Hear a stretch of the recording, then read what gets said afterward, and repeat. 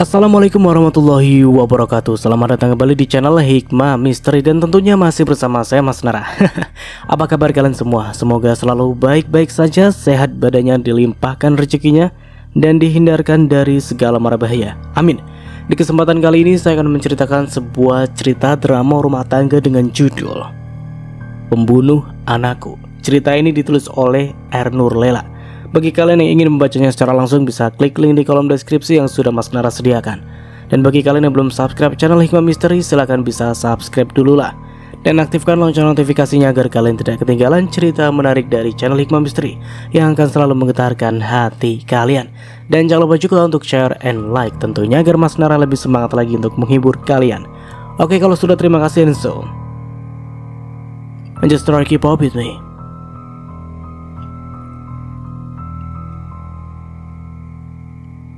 Aku menatap heran Vina yang asik mengusap minyak bekas gorengnya di tangannya ke kaki.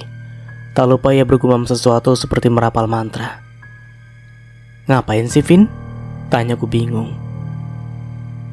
Ibu muda sekaligus sahabatku itu nyengir, lalu pandangannya teralihkan ke anak-anak kami yang sedang main boneka. "Gak apa-apa, udah kebiasaan dari dulu waktu gadis," kata tetanggaku. Kalau minyak bekas makan gorengan diusap-usap ke betis, kelak mertuanya gemati alias sayang sama kita. Jelasnya yang membuatku terperangah. Apa hubungannya? Gelaku tak tertahan. Ada-ada saja minyak di tangan habis makan gorengan diusap-usapan ke betis jadi punya mertua gemati. Aku tertawa sampai keluar air mata. Ya, namanya juga mitos orang tua dulu. Tapi alhamdulillah, aku beneran punya mertua baik banget loh. Lebih-lebih dari orang tuaku sendiri lagi, ujar Vina sambil meraih martabak telur buatanku. Tak lupa cabai rawit 5 biji ia genggam. Aku iakan saja, meski tetap tidak percaya. Dari dulu aku memang selalu menghindari hal-hal berbau mitos, termasuk saat aku menyapu tidak bersih dan ibu bilang jika kelak suamiku berewokan. Nyatanya Maseta berdagu klimis tanpa brewok sama sekali. Bahkan kumis tipis pun tidak nampak. Enaklah martabaknya, gumam Vina sambil kembali mengusap betisnya dengan tangan berminyak. Aku masuk ke dalam rumah mengambil tisu dan kantong plastik. "Nih, dilap pakai tisu aja. Kamu mau nanti pulang di jalan digelantungin kecoa?" ketusku Vina terkekeh. "Oh iya, kalau kamu suka aku bawain nanti buat suamimu juga. Masih banyak kok di dalam," ujarku Vina mengangguk senang. Ya pun, jika datang selalu membawakan oleh-oleh untuk kedua anakku. Kami sudah seperti saudara yang tidak sungkan satu sama lain. Sepeninggal Vina, aku membersihkan rumah sambil merenung. Kata-kata tentang mitos tadi masih terngiang di kepala.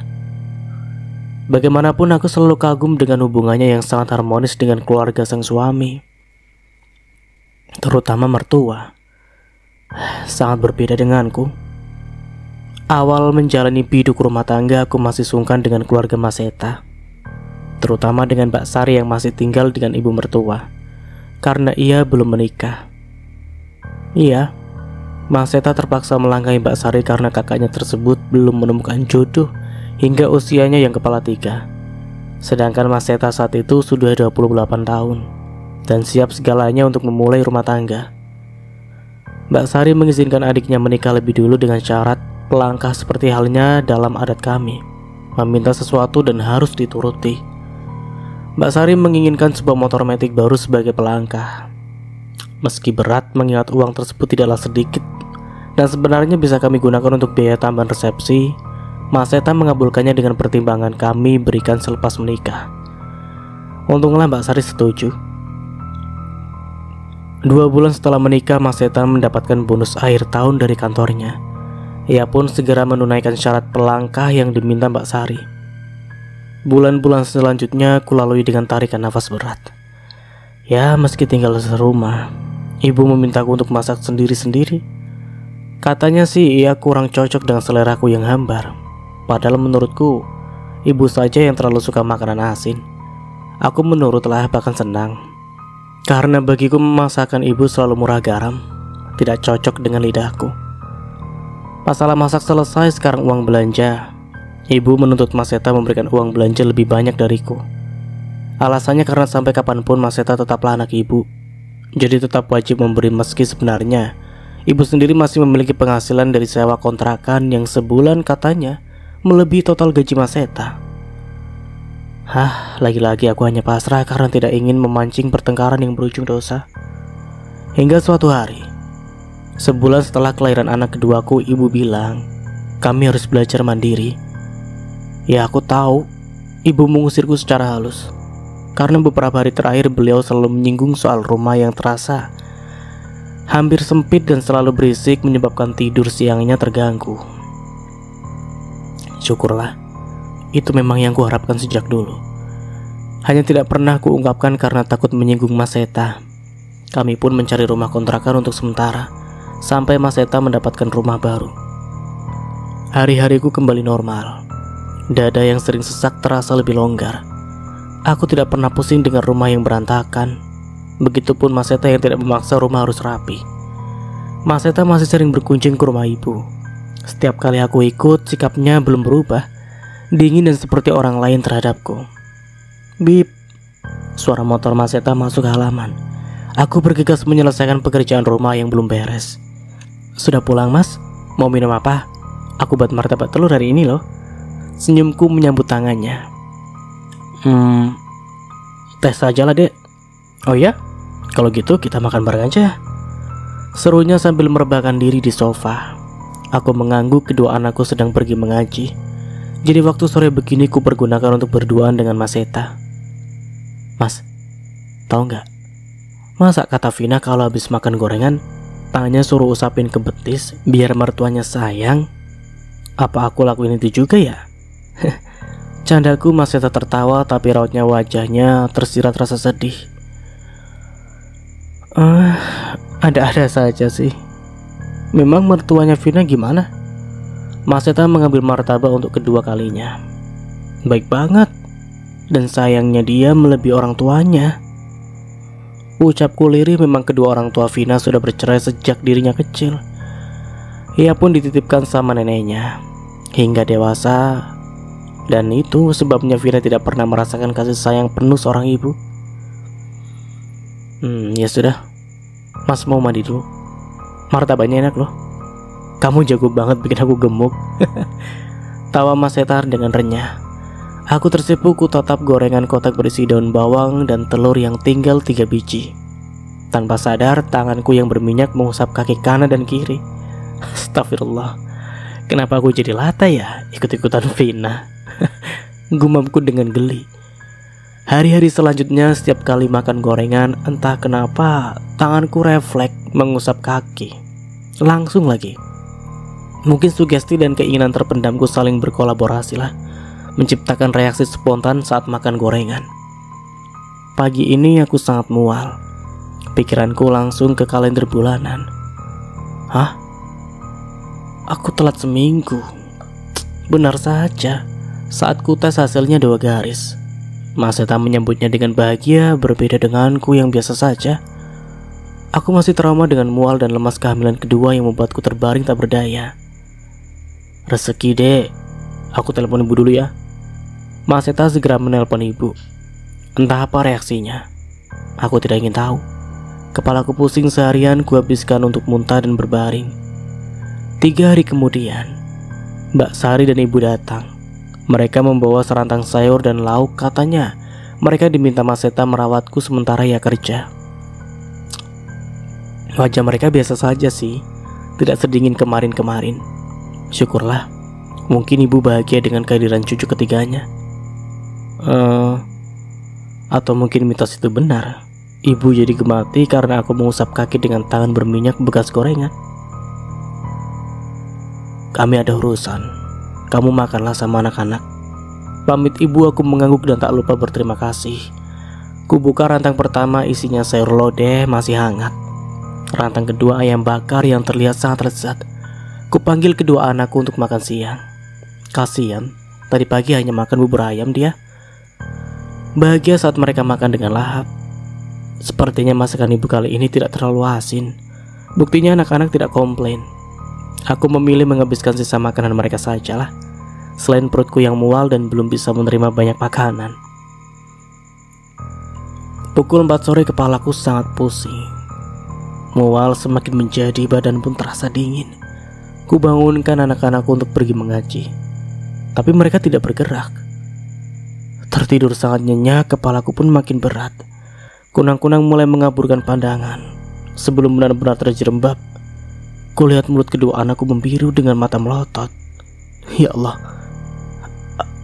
apa yang terjadi? Aku terbangun dalam ranjang rumah sakit. Baunya yang khas membuat badan menggigil. Kulirik tetesan cairan infus yang masuk ke tubuh melalui sebuah selang kecil dan jarum yang menusuk nadi. Hah? Aku masih hidup? Tidak ada siapapun. Di ruangan terang ini hanya ada aku. Kemana Maseta dan anak-anak? Kriat. Pintu di ujung kanan ranjang berderit. Seorang perawat datang dan terlihat senang melihatku sudah sadar. Ibu sudah sadar? Saya periksa dulu ya. Senyumannya manis. Usianya aku taksir masih 20-an. Suami dan anak-anak saya di mana, Mbak? Aku menatap sekeliling. Mungkin saja mereka tertidur di pojokan. Oh, suami ibu sedang ada urusan. Nanti kalau bertemu di depan biar saya sampaikan ya. Aku mengangguk, pikiranku belum sepenuhnya pulih atas apa yang telah terjadi. Tubuhku masih lemas, perutku sesekali kram. 10 menit aku hanya berbaring sambil mengingat apa saja yang sudah kulewati.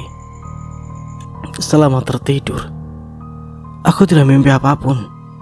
Bahkan aku tidak tahu kenapa ada di rumah sakit. Maseta datang.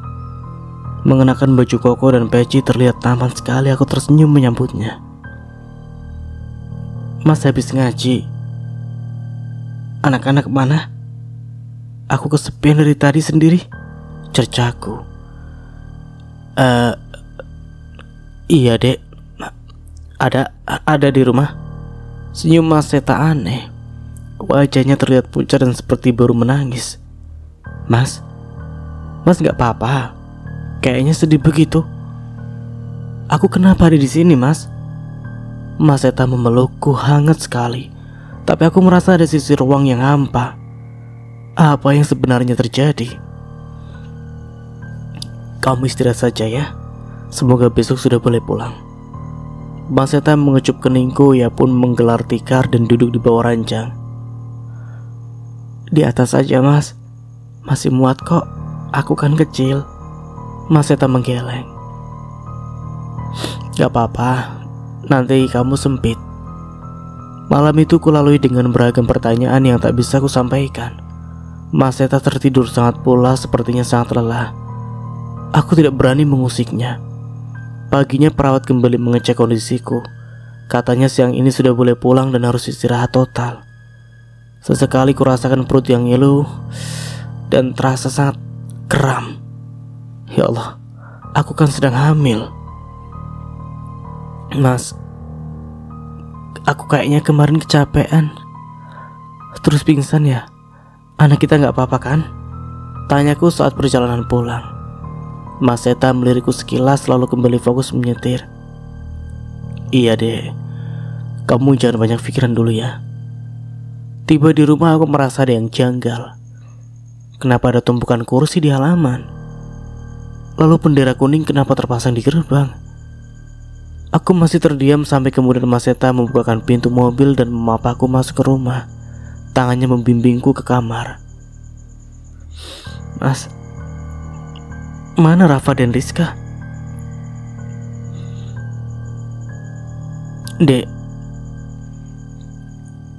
kamu harus kuat ya. Semua yang ada di dunia ini hanya titipan. Termasuk anak-anak kita. Rafa sudah kembali ke surga. Bisik Maseta menggenggam tanganku. Kulihat wajah mendungnya makin kelabu dengan butiran hangat yang siap meluruh. Apa maksudnya? Desisku tak percaya. Maseta menceritakan kejadian kemarin dengan singkat. Tangannya makin erat menggenggam. Racun. Aku tak percaya. Aku berusaha keluar kamar mencari anak-anakku, tapi baru turun ranjang tubuhku sudah ambruk. Dek, sabar. Kita berdoa yang terbaik buat Rizka. Ya, dia masih dirawat di rumah sakit yang sama denganmu kemarin. Bujuk Maseta. Entahlah. Bayangan sayur lodeh dan ayam bakar kemarin berputar dalam kepala. Setega itukah ibu meracuni kami? Dek, bukan ibu pelakunya. Ibu tidak sejahat itu. Polisi sedang menyelidiki kasus ini. Tapi semua terserah kamu mau dilanjutkan atau tidak. Tapi yang jelas kemarin bukan ibu yang masak. Kamu tahu sendiri kan, masakan ibu rasanya seperti apa? Maseta merengkuh bahuku. Ya Allah, apa yang harus aku lakukan? Bayangan siang itu berusaha aku gali lagi. Ibu yang datang bersama Mbak Sari membawa 2 buah rantang berisi sayur lodeh dan ayam bakar. Rafa dan Rizka menyantap dengan lahap, sedangkan aku hanya makan sedikit kuah lodeh dan sepotong ayam bakarnya. Tidak ada yang aneh dengan sayur maupun lauk tersebut. Rasanya pas, tidak asin. Iya benar, tidak asin. Bukan seperti masakan ibu. Lalu aku tertidur karena tiba-tiba merasa lemas. Kupikir karena kehamilan muda ini yang membuat payah. Dan saat terbangun aku melihat anak-anakku tak bergerak.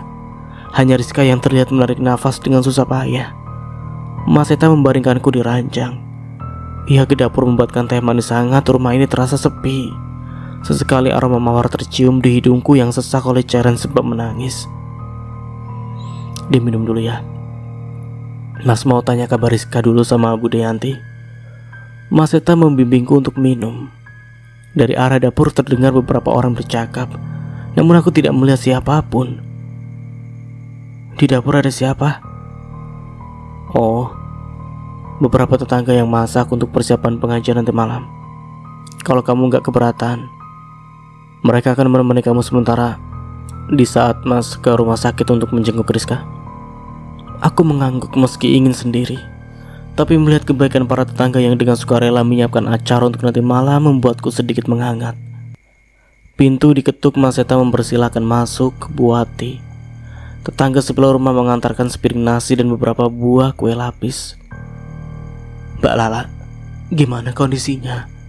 Kami turut berduka cita ya. Semoga Mbak dan keluarga selalu diberi kesabaran.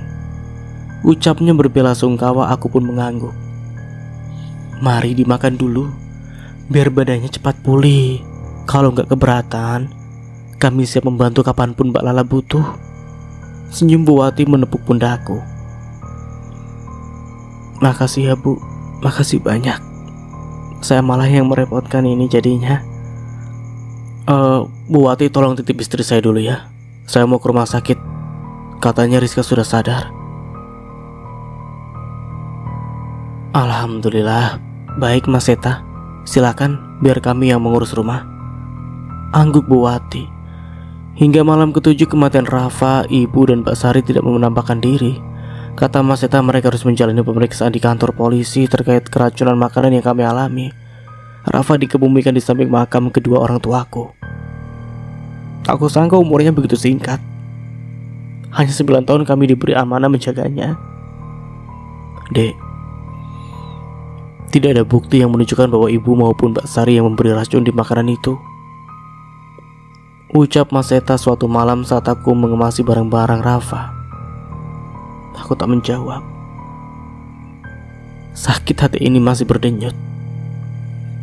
Mas Seta memberikan selembar kertas berisi pernyataan tentang penyelidikan polisi.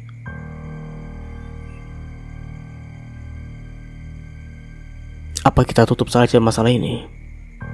Ibu menyampaikan maaf sejak kemarin, tapi masih sungkan untuk bertemu kamu. Sungkan atau takut?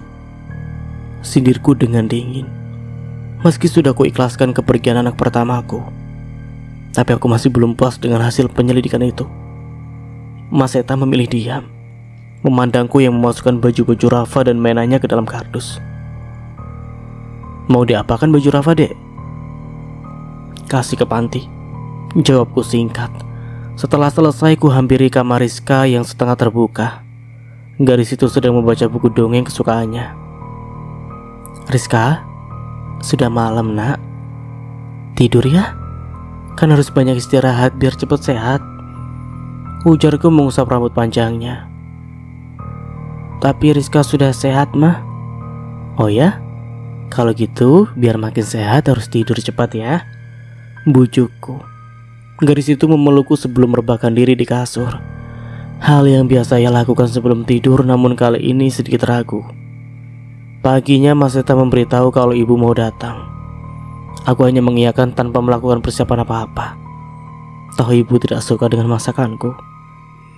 Sekitar jam 11 beliau mengetuk pintu Maseta yang memang libur dan seharian di rumah yang menyambutnya. Aku masih di kamar bersama Rizka. Lah, ibu mau minta maaf. Tapi sungguh, ibu tidak melakukan apapun, ucap wanita parubaya yang tiba-tiba sudah di belakangku. Iya, sahutku singkat. Ada sekat yang mengganjal tenggorokan, membuatku sulit mengatakan hal yang wajar. Aku tahu ibu tidak menyukaiku, tapi di sisi lain aku tidak yakin beliau tega berusaha membunuh menantu dan cucu-cucunya. Mama, Rizka takut sama nenek. Rengek gadisku yang berusia 6 tahun tersebut sembunyi di belakangku. Sejak kecil mereka memang tidak pernah dekat. Kalau gitu bagaimana kalau kita jalan-jalan saja? Udah lama Rizka gak main kan? Ajak Maseta mencairkan suasana. Rizka setuju, namun saat tahu neneknya juga ikut, ia cemburu dan kembali masuk ke kamar. Ya sudah, ibu pulang saja. Memang dari dulu mereka gak suka sama ibu, ketus ibu sambil bersiap pulang. Maseta merasa bersalah, tapi aku lebih peduli Rizka dengan nyawa keduanya. Ibu pun pulang diantar Maseta. Sepeninggal mereka, aku mengambil ponsel di kamar. Ada chat masuk dari Fahri, sahabatku. Setelah membaca pesan itu, aku menelponnya. Iya Fahri, gimana? Aku sudah ketemu pemilik warteg tempat ibumu membeli makanan kemarin. Mereka pun sudah diselidiki polisi dan tidak ada bukti mereka bersalah, papar Fahri. Aku mendengus frustasi. Bagaimana sih bisa pelakunya tidak terungkap? Ku banting vas bunga di dekatku membuat Rizka yang berada di kamar sebelah menjerit ketakutan. Gadis itu menutup pintu dan mengatakan takut melihatku. Aku hanya menyesal dan refleks membanting vas. Apa itu terlihat mengerikan? Hingga Maseta pulang, Rizka baru mau keluar kamar. Matanya sembab, ia pun memeluk Maseta dan tak ingin melihatku. Rizka, mama gak sengaja. Bujuku gadis itu menggeleng. Sebelum kami makan waktu itu, Rizka ingat mama menaburkan sesuatu ke sayur yang dikasih nenek. Dan kami dipaksa makan sampai banyak. Isaknya yang membuatku terkejut. Tapi Maseta terlihat tenang dan membujuknya untuk tidak bicara apa-apa lagi. Setelah Rizka tenang, Maseta menelpon seseorang. Tidak lama kemudian 2 orang perempuan cantik datang. Sepertinya aku pernah melihatnya. Entah kapan dan di mana ya. Siapa dia, Mas? Teriakku marah. Ibu tenang dulu ya. Ikut kami sebentar. Kita jalan-jalan, ujar salah satu yang berjas putih. Tidak. Kamu siapa? Jangan coba-coba mengganggu suami saya. Aku mundur. Kami teman suami ibu. Bukankah ibu kangen sama Rafa? Mari, kami antar ke tempatnya. Air mataku tumpah mendengar nama Rafa. Dan entah bagaimana aku menurut saat kedua wanita itu membimbingku ke dalam mobil. Kubiarkan sebuah jarum suntik menembus lengan kananku. Aku pun merasa lebih tenang dalam alam lain. Entah bagaimana aku bisa tidur senyenyak ini.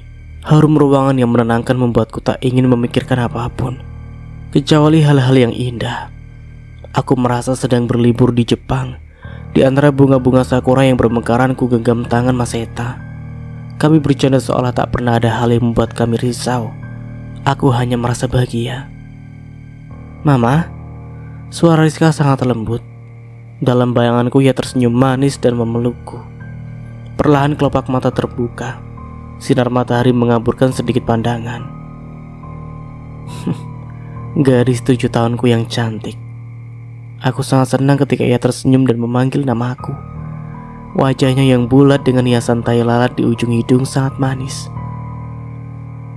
"Maafkan Rizka ya, Ma. Tadi marah-marah sama Mama," bisiknya di sampingku. Kapan Rizka marah?" Tanyaku heran dari situ menatap Maseta, seolah meminta jawaban. "Oh, itu tadi Rizka minta makan sambil marah-marah ke kamu, Dek. Makanya dia merasa bersalah," tutur Maseta. Aku hanya mengangguk. Benarkah begitu? Rasanya aku tidak ingat apapun. Nah, sekarang biarkan Mama minum obat dulu ya, Rizka. Rizka tunggu di luar saja, ucap seorang wanita cantik berjas putih. Ku baca nama yang tersemat di jas tersebut, Adora. "Kenapa harus minum obat? Memangnya aku kenapa?" Maseta menggenggam tanganku yang berbisik lembut. "Vitamin untuk bayi kita." Aku mengusap perut yang rata. Maseta sedang bercanda ya. "Memangnya aku hamil, Mas? Bukankah kemarin baru selesai haid?" Aku bingung dengan reaksi Maseta yang bimbang. Itu maksudnya biar kamu sehat terus hamil lagi. Kasihan Rizka gak punya teman kecil di rumah." Senyum Maseta, aku pun tertawa. "Oh, dia pengen anak lagi," batinku. Setelah minum obat, aku merasa lemas dan kembali mengantuk. Sayup terdengar percakapan Maseta dengan wanita bernama Adora tadi. "Apa yang harus saya lakukan?" ujar Maseta terdengar putus asa.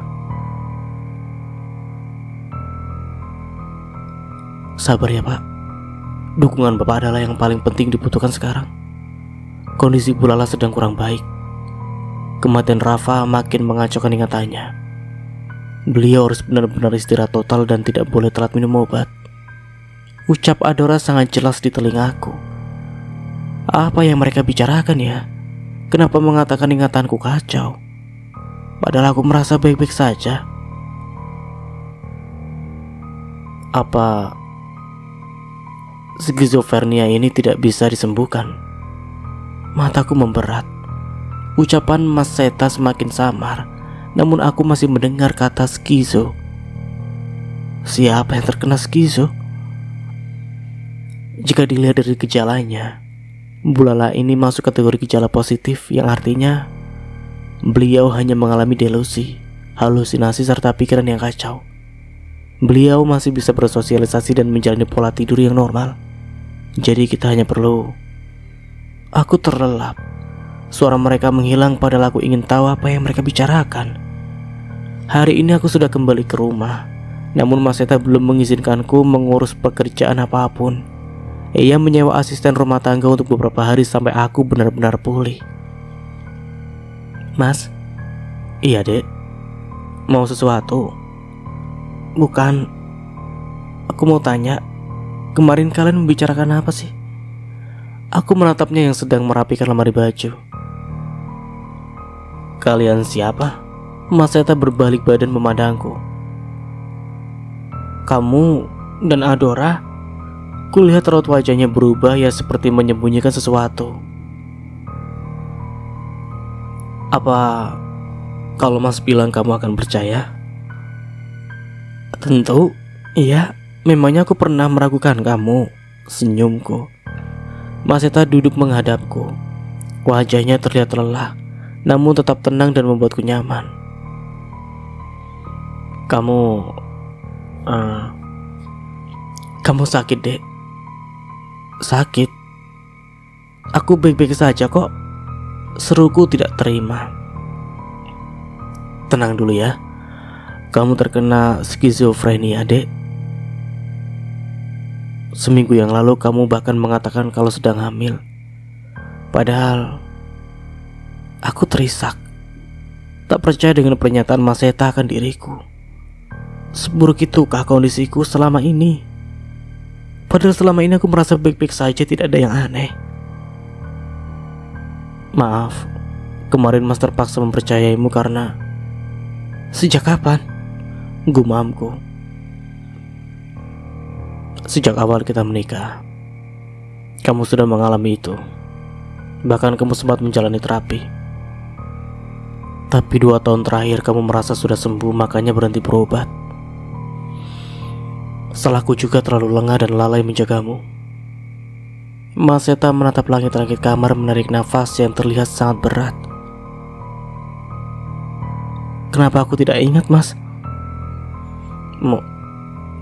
Mungkin pengaruh obat yang pernah kamu konsumsi, tapi percayalah, Mas akan selalu ada di samping kamu.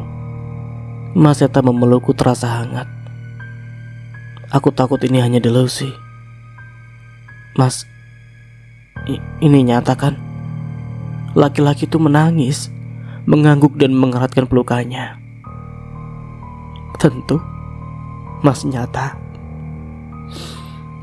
Kasih sayang ini nyata dan kamu pun harus yakin jika bisa melewatinya ya. Pikiranku perlahan terurai ke beberapa tahun silam. Pernikahan, ibu, Mbak Sari, anak-anak, dan tunggu.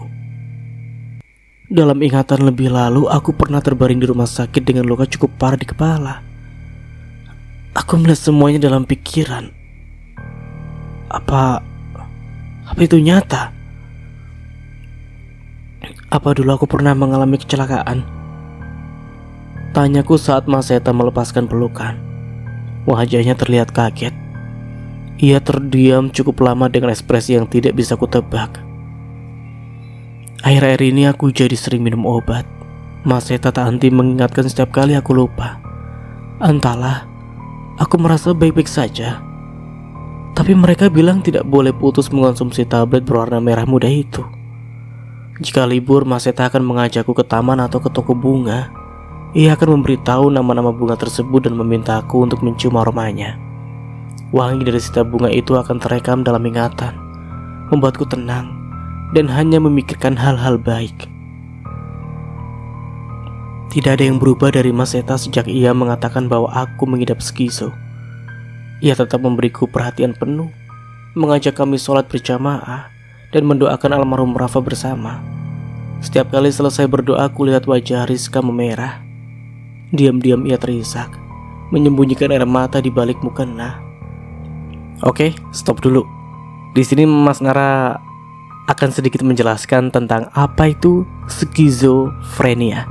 Oke, skizofrenia itu adalah gangguan mental yang cukup serius, di mana penderitanya mengalami kesulitan dalam membedakan khayalan dan realita.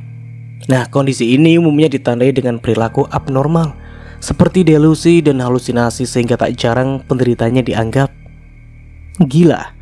Oke, seperti itulah kurang lebihnya. Kalau ada yang lebih tahu silahkan komen di bawah. Oke, lanjut.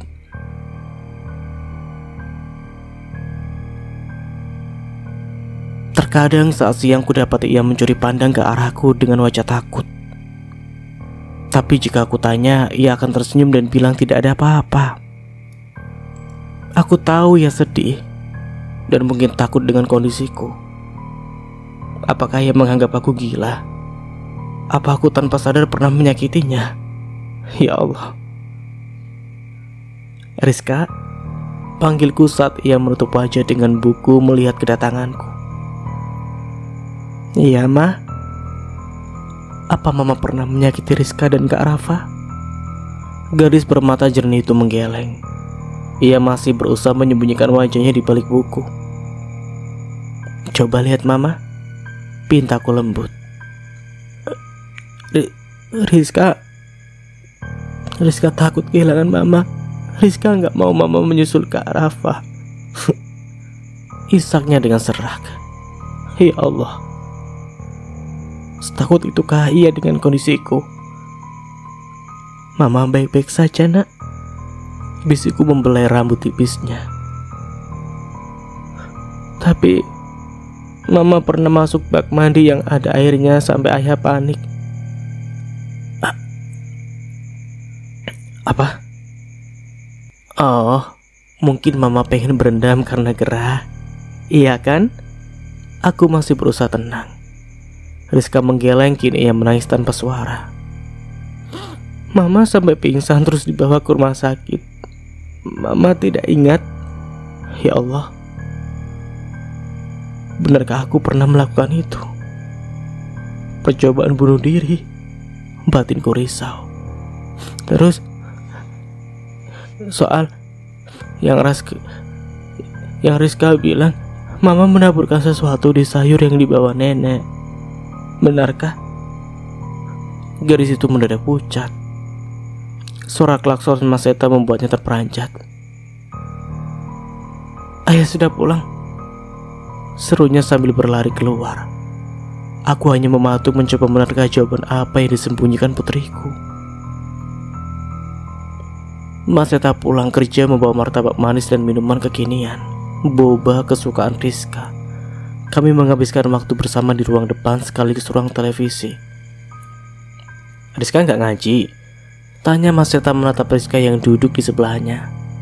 Libur ya, Bu Nining kan melahirkan, saut Rizka. Oh ya?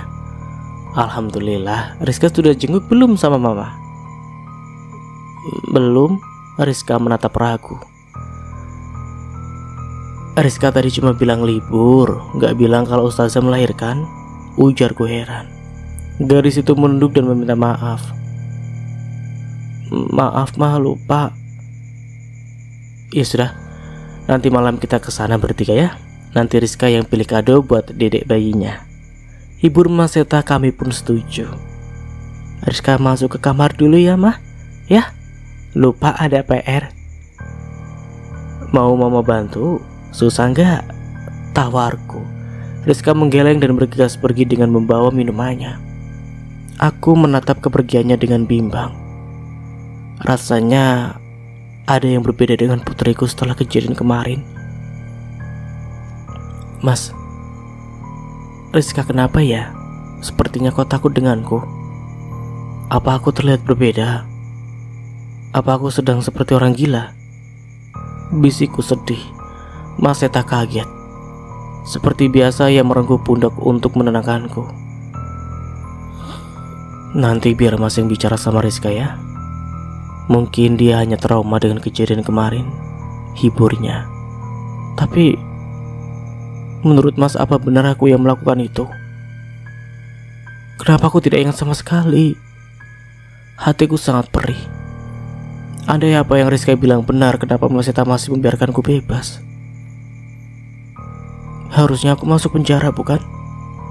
Dek, ingat kamu gak boleh banyak pikiran. Bagi Mas, kamu adalah wanita sempurna. Ibu yang baik buat anak-anak kita. Senyumnya hangat. Aku mencubit lengan. Takut jika ini tidak nyata karena penyakit skizo ini. Sakit. Aku merasakan sakit ketika kedua jari ini memilin kulit. Semoga rasa sakit ini pun nyata.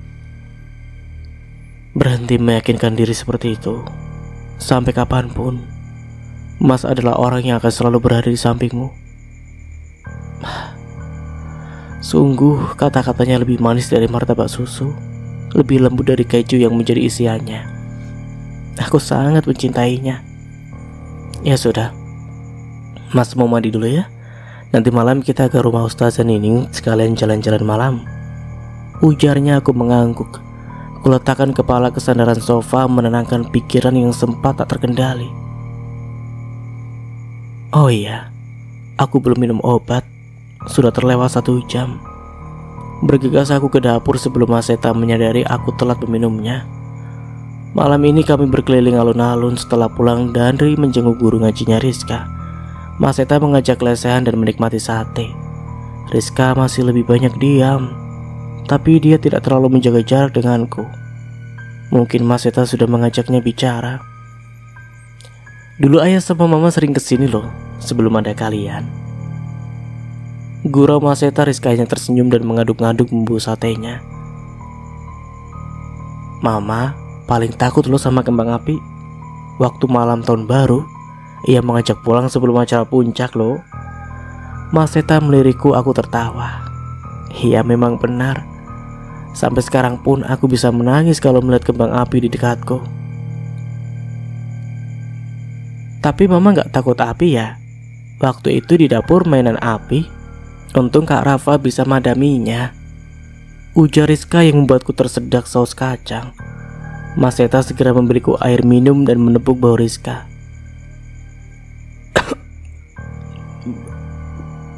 Benarkah mas? Tanyaku. Mas Seta kelihatan bimbang. Oh, itu kamu gak sengaja lap yang kamu gunakan untuk mengangkat panci terbakar. Jelasnya Rizka menatap ayahnya dengan pandangan bingung dan sedih, namun segera tenang setelah Mas Seta tersenyum. Habis ini mau makan apa lagi? Pulang sajalah, sudah malam. Takut Rizka besok kesiangan berangkat sekolah, sahutku setelah melihat jam yang menunjukkan angka 10. Esoknya Vina bilang mau main setelah menjemput anaknya pulang sekolah. Safa, putri bungsunya, sepantaran dengan Rizka, hanya beda sekolah. Kakaknya sudah SMA kelas 1. Saat belanja pagi, aku memikirkan untuk membuat cemilan untuknya. Bolu pisang dan kue lapis mungkin Vina suka. Saat Rizka pulang, ku beritahu bahwa Safa akan datang. Ia terlihat senang dan merencanakan permainan yang akan mereka lakukan. Memangnya mau main apa? Tanyaku penasaran. Ada deh. Boleh kan kami main di kamar? Pintanya. Iya, tapi gak boleh dikunci pintunya ya. Ya sudah sana. Ganti baju lalu makan, perintahku.